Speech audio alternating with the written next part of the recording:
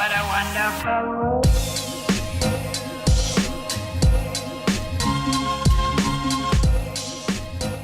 Second cup of coffee. Connecting. There he is! Hi, it's Justin Warner, everybody. What's going on, everyone? Hello. Everybody say hi to Justin and give lots of hearts and waves and stuff. Hey, that's your house. Yeah, it is. Oh my gosh, I love that archway. Thank you. All my tchotchkes in the back there. I love it. Built in? Is that a built in? Yeah, actually, believe it or not, I was super excited about it. I was like, oh man, the action figures are going there. That's for sure. Oh my gosh. I don't know if you can see, Justin, but we're blowing up with hearts on the right-hand side of the screen. I do see that. That's a lot of emotion. So your hair also looks awesome. Thank you very much. Yeah, I washed it and shaved. That's something I'm not really accustomed to anymore. I know, right? I know. It's so crazy. I feel the same way. I'm wearing glasses today because you're wearing glasses, but also I woke up with a little bit of an infected eye yesterday. Ugh. And then the first thing I told Brent about it, he's like, well, you know, it's a symptom. I was like, stop it. Don't do that. And then, of course, I went and Googled it. And, there's one study where they studied 30 people and like 10 of them had an eye infection. So now, obviously, this is what I have. Right. No, I'm totally fine. My temperature is fine. I'm totally fine. Good. I believe in you. What? I believe in you. So I'm calling this little thing table for two. I should have told you to have a drink. Do you have a drink with you? No, but I can fetch one real fast. Go get one. All right. BRB. Okay, I'll go back through these comments to see what you people are saying. Just watched some older Triple G with both of you guys last night. You made that sushi out of canned goods. I remember that sushi. That is the thing, is that Justin's brain is made for the games that we play on grocery games. Good morning from Atlanta. Hello, Atlanta. Oh, people say, yay, Justin. That's so cute. It's banana wine. I made it. What's banana wine? It's banana, brown sugar, and ignore it. And then hopefully it makes booze. Did it? Yeah. Is it good? I mean, it's acceptable. I mean, I wouldn't I don't know that I'd pay for it, okay. But I didn't, so no problem. There you go. Well, that's a good thing to do with leftover bananas, because I assume the riper it is, the better. Mm-hmm. Fermentation. Yeah. Okay, so we're calling this show, we being Brendan and I, because this was basically my husband's idea, we're calling it Table for Two. And for me, it's an opportunity to let people into sort of more of the 3D of who my friends are. Because I know you as my friend, and people always say, oh, is Justin, is he really like that in real life, or does he put that on? They say that about everybody, not just you. And I'm like, no, this is who he is. Like, his essence is this person that is creative is an understatement, thinker, but also incredibly, not just creative, but very smart. Like, there's a real logic behind all your creativity. And then that comes through in your language. I pride myself on my language, but then you come on and you do all these puns. And I'm like, dang it, man. You love puns. You're too kind, Aarti. Thank you very much. All right. So my question to you is, during this sabbatical is what I'm sabbatical. That's what we're calling it? That's charitable. During this sabbatical, what's something that you've been working on in yourself, maybe, with all this extra time on your hands? Yeah, I've been working on a lot of video games, working on my garden, working on myself. This comes out a little bit weird, but I had a little chat with myself and was like, all right, you need to work on this. I'm trying to be less stoic. I know that sounds strange, but stoic isn't exactly the best word. If you look it up, it's not just bravery, but it's like during crisis, you're not emoting, you're not putting out any emotion. Right. And like that's when this all kind of like hit the fan. I was in Oaxaca with my wife, and Yeah. we were like very concerned, you know, and everybody, trust me, everybody in America was concerned for us. And while we appreciated that, there was a tiny part of me that was like, I'm turning my phone off, you know, like I appreciate the concern, but this was designed to be a vacation. Right. But really, what I was doing was like shutting off the natural human response to chaos and uncertainty and panic. And I realized that that's not that helpful. You know, it's helpful when you're playing a game like grocery games to not freak out and to Yeah. not get emotional. Yeah. But when you're not being emotional and other people are being emotional, what you're actually not doing is not being stoic, or what you're doing is being stoic, but you're not being necessarily helpful. Does that make sense? Yeah. Yeah. Because people need you to sympathize and to commiserate. And if everybody in the room's crying and you're the only one who's not crying, what are you? You know, like Well, so. I feel like there always has to be one. It is helpful to have a rock in the room. Otherwise, everybody's crying. And Fair. whatever the crying version of the blind leading the blind, that's kind of what it is. Yeah. But yeah, I can see some stoicism in you. It's sort of, to me, it's sort of unmoving. It's Mm. unmoved and then unmoving. And and sometimes that's good because then you're not tossed around by one wave after another. But then the other thing is that sometimes you can be, I don't know, what did you see as the downside of stoicism? Well, to me, it was like I just found that I was not one. It's like dangerous in times like this, right? Like if you stoicism like leads to like a sense of immunity, you know, Yeah, and like it's like all of the restraint that I have to not go outside or not do the things that I want to do, and that's dumb, you know. That's just plain dumb, you know. So I gotta like I'm trying to like work on that. And when people are, I don't know, right now people is just my wife and my dog, you know. But right. when they're concerned about what's going on, it's not just to say it'll be okay, don't worry, we got this, but to really like understand what they're feeling and to try and feel that a little bit as well. It's tough. I'm just like I'm not really an alarmist, and normally that's great, but there's cause for alarm. You know, Yeah. now's not exactly the time to just like be nonchalant, you know. So I'm working on trying to like increase my sense of urgency and empathy, I guess I would say. Can you say that without the eye roll? I guess I'm trying to increase my sense of urgency and empathy. It's okay. It's okay. It's hard. I think, you know, I see so many similarities between you and Brendan, and maybe that's why we get along so well. Hmm. Is that his, listen, he's very practical. He was the first one that said, okay, we're going to practice shelter in place before it was even something that, that Raleigh had decided. Actually, what's going on with you guys? Do you have a shelter in place order? No, not yet. But we're nervous. So South Dakota is basically two cities, Sioux Falls, Rapid City, and then Cow Country Interstate in between. And so there's a lot of traffic back and forth between these two cities. But this city, Sioux Falls, has a lot of traffic with this city, which is Minneapolis, which has a lot of traffic with Uh, Chicago, which has a lot of traffic with, right? And so the cities get smaller as you come to us. We are not the largest city in the state, but we are like one of the most isolated. It's like 500 miles to another major city. So we haven't really seen a lot yet. I think we've had in the low double digits of cases, and most have recovered. So we're kind of like waiting for the other shoe to drop. But that being said, since we come back from Mexico, which has been 2 weeks, we quarantined ourselves because we were nervous about bringing something back from Mexico right. because the shoe had not dropped there yet when we left. And then, so now it's been 2 weeks, we're feeling great, but now it's creeping in this way. So I think it's going to extend all of this by probably months. They've canceled all the schools here and Yeah. everything. But they just announced that yesterday. Yeah. Oh, wow. Just now, huh?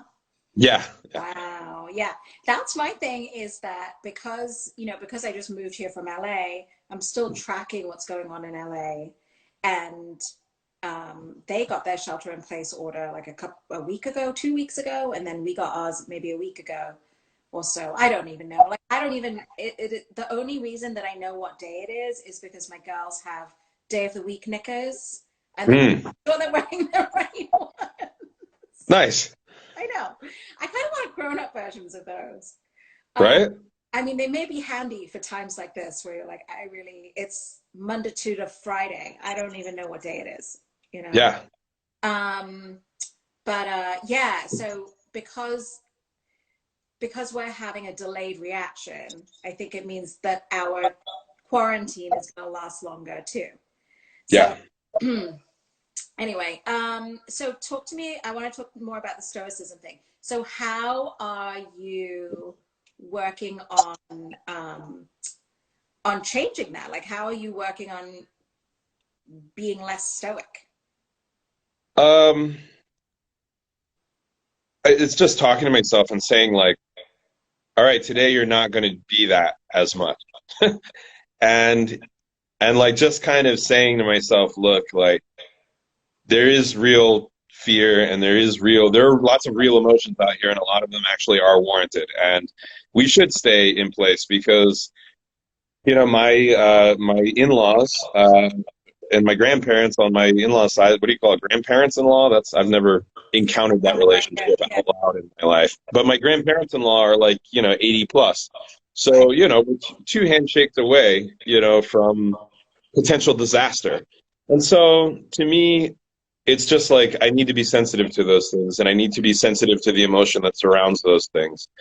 And I'm just trying daily when people say like, how are you? I'm trying to say hanging in there as opposed to living the dream. Like I do that, But I'll be honest with you, this like quarantine thing, I think a lot of people know me as this like very social person, but I think you know me as being a little bit of a recluse and the kind of guy that doesn't enjoy a lot of socialization. Right.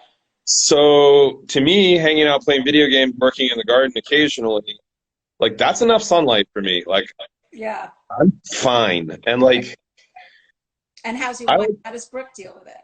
Oh yeah, we're opposites. Like she Yeah. needs out, she needs friends. But I think she's also kind of uncovered that it's weird, man, quarantine. I think we've like uncovered that we're both a little bit more like each other than we care to admit. And I think sometimes as like partners, part of carving out your identity so you don't like bleed into the other person is you say, well, she likes to go out, I don't like to go out. But now it turns that like it seems like we're both kind of actually similar and we have the same kind of ratio of wanting to go out, not wanting to go out. It's been weird. That is so interesting. Yeah. So she was like totally content like playing video games and binge watching stuff as much as I am. And before we weren't really like that. So that's been a really unique experience, Yeah. I think it's interesting what happens when you don't realize, I think, this pressure, right? I can speak for myself, this pressure that I feel to constantly be doing something because outside this window, people are constantly doing things. Yeah. And so when that pressure goes away and you're like, everyone's sitting at home, not really doing much, then what happens? And it's almost like, okay, well, what do I like to do? Which it's a little different because we have kids. So like, I would love, Bren and I were talking about just how great this quarantine would be if we didn't have kids. I'm sorry, I'm saying it out loud. Because then we would just do whatever we wanted all day, But right now we're like waking up before we want to wake up, going to bed wicked early because we know that they're going to wake up before we want to wake up, and sort of doing like school type things with them just to keep their minds active and stuff. So we've got people watching from India, by the way. Hi. Isn't that amazing? Yeah, that's crazy. So where do you think your stoicism came from?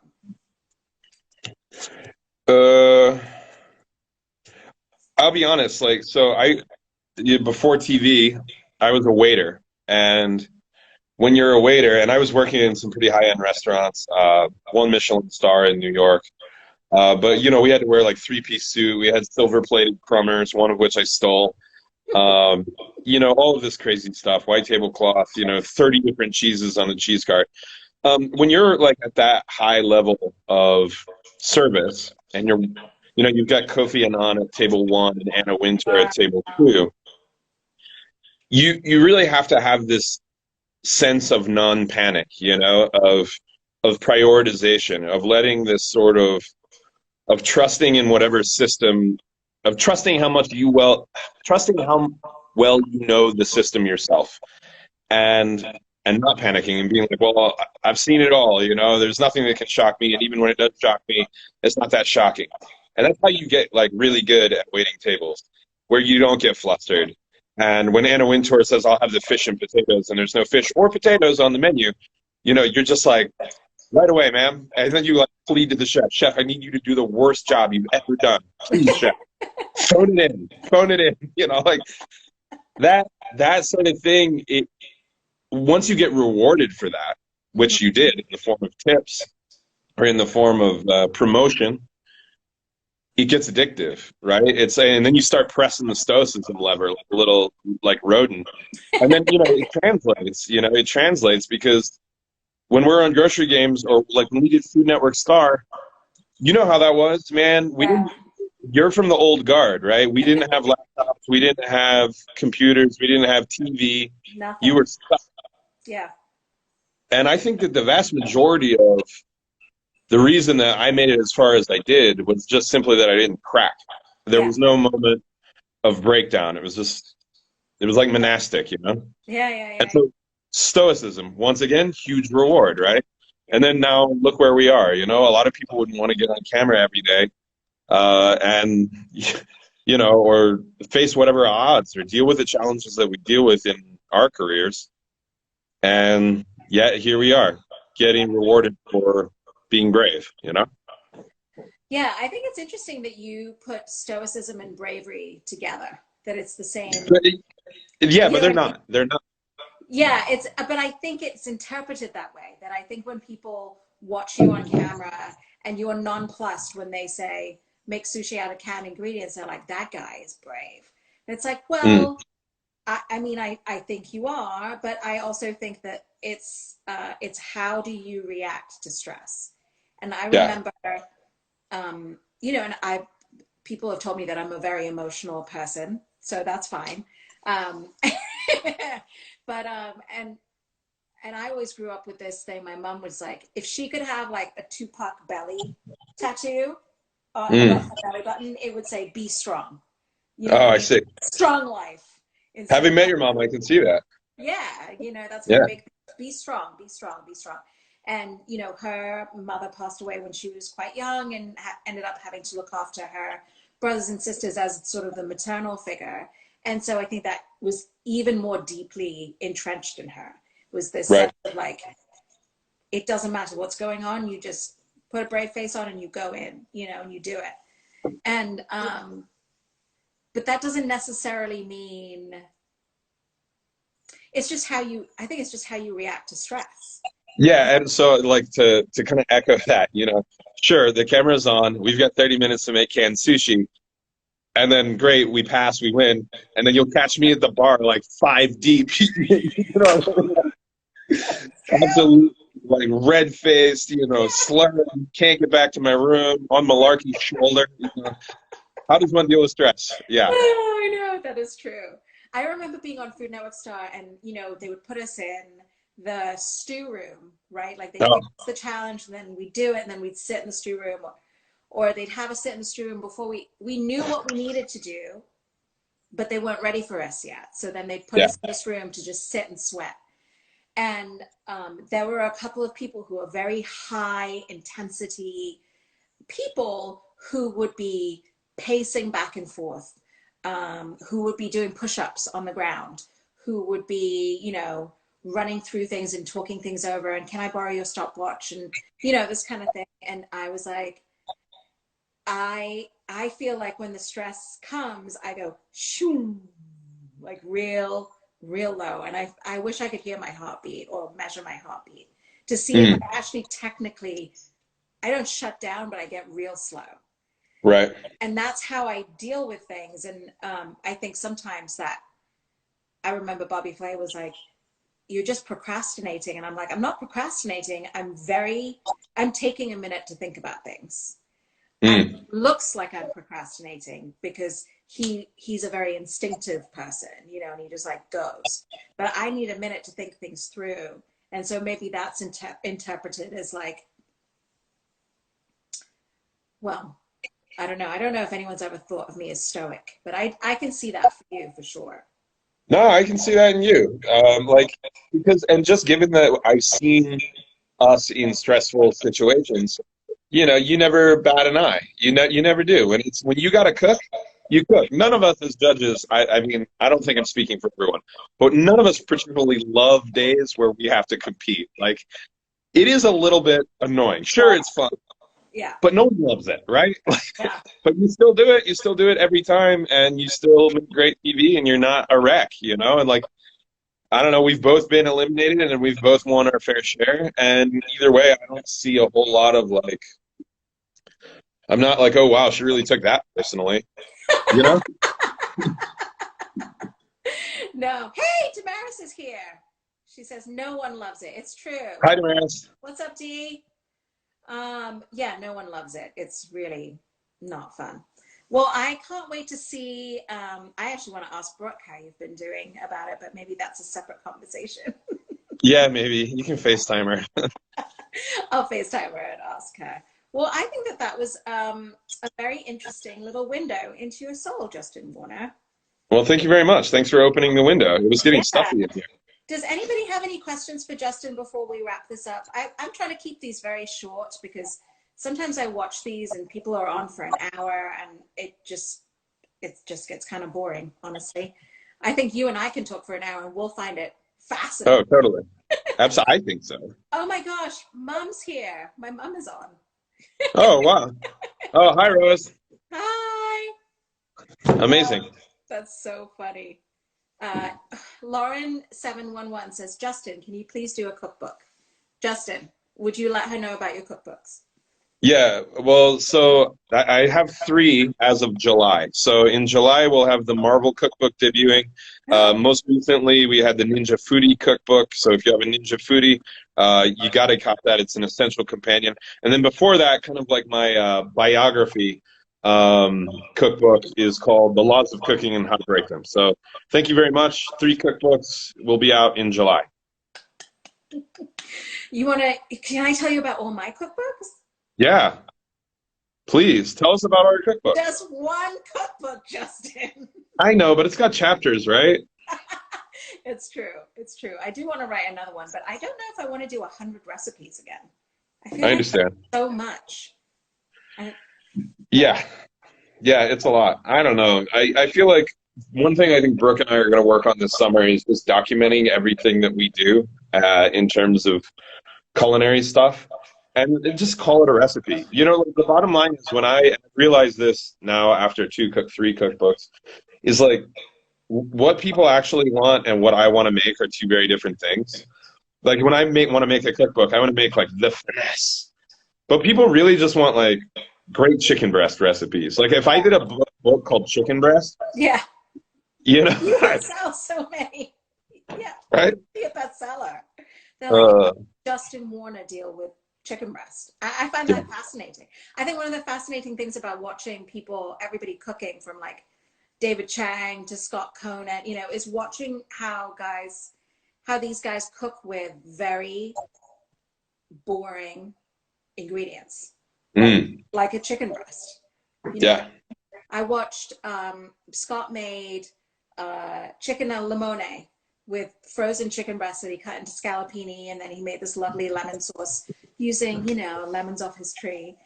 And I was like, that looks delicious. It was great. It was really good. So that's been really fascinating to me, is to watch what these chefs who are used to working with. I mean, I know Scott Conant for his polenta with 17 servings of truffle on it, you know. Yeah. But what can you do with a chicken breast? And he can do some magic with a chicken breast. That's awesome. I got to check these things out. I've been like very like head in the ground. A good video game just recently came out, so I've just been playing that nonstop. Which one was that? It's called Animal Crossing. It's very adorable. Oh, wait, I think my sister's been talking about it. So Yeah, my cousins are like figuring out how to get it and play it on all their different formats.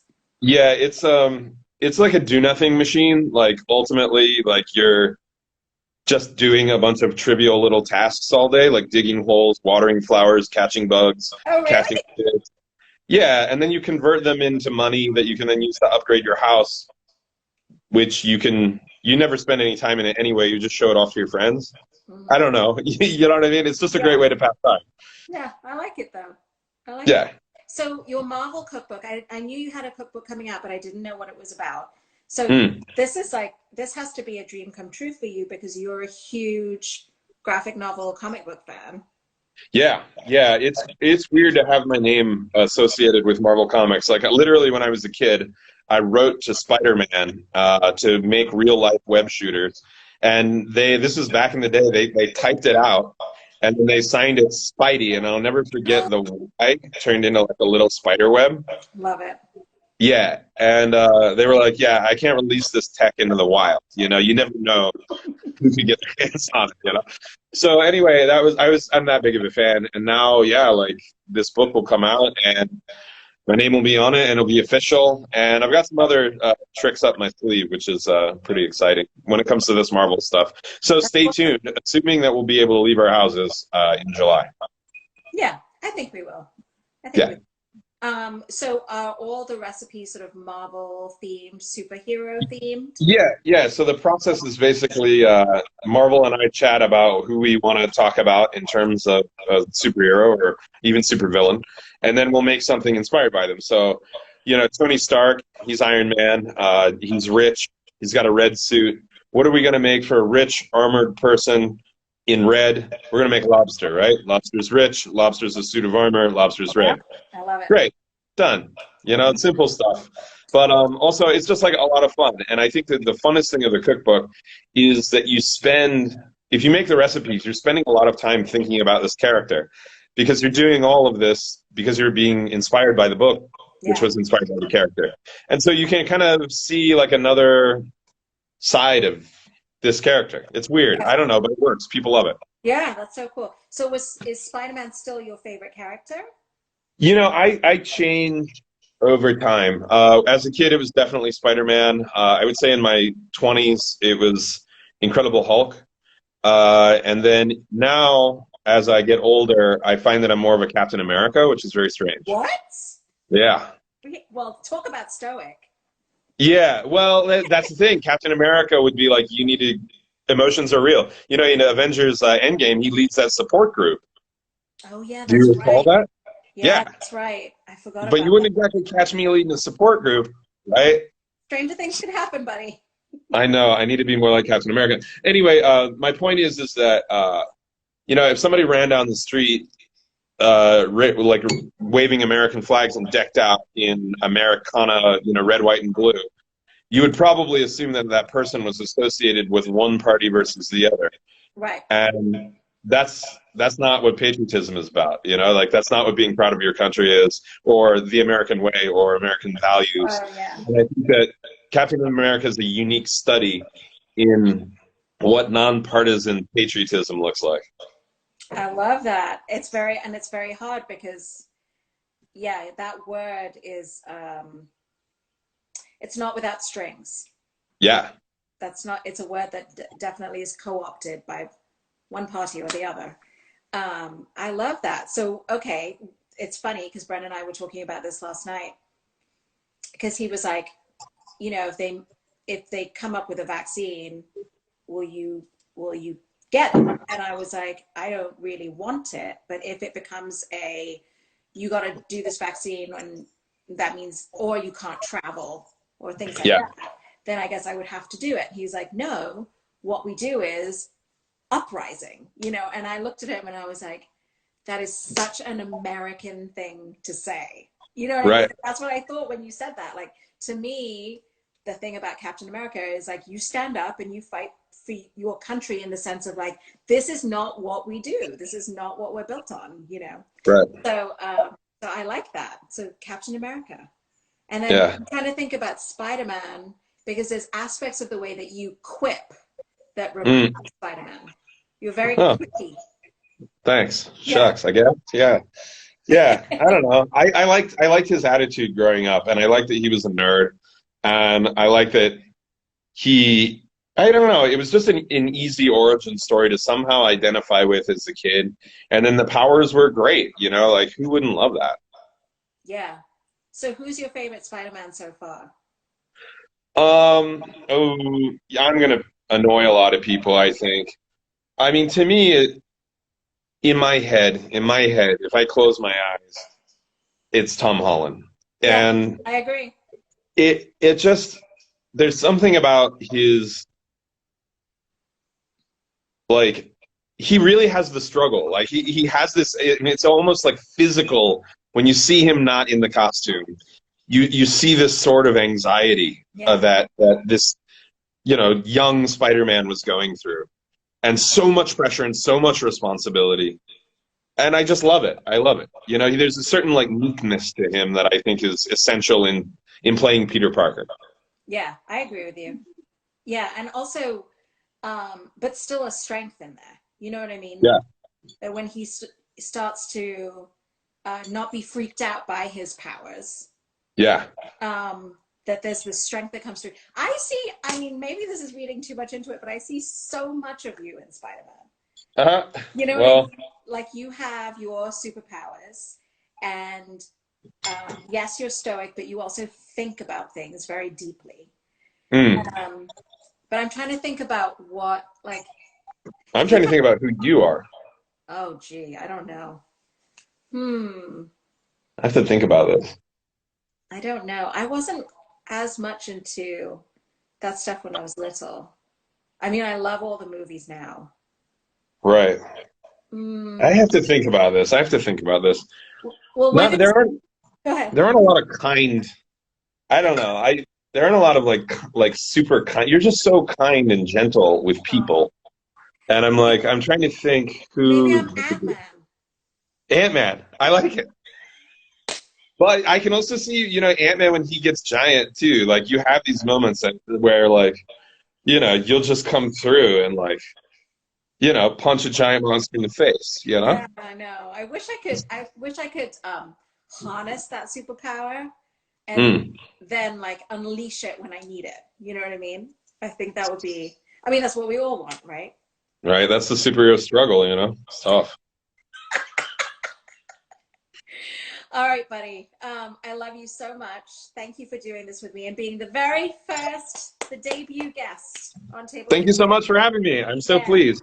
Thanks for We love you sharing too. this all. Stay safe. Congrats on finding a house in North Carolina. I'm super Oh, I pumped. need to update you on that. Oh, okay. I see the face. Okay. Yeah. All Well, right. I'll talk to you offline. awesome. See you, pal. Bye. Guys, that was Justin Warner. So I hope that that was interesting to you guys, that you got a sense of who Justin is beyond sort of the incredible, what is guy called him? Justin Wildcard? Something like that. Warner.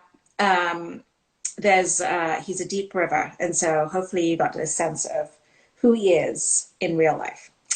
Guys, let me know who else you would like me to talk to. I'm trying to do this because I want to show who these people are, but honestly, I also want to be a better interviewer.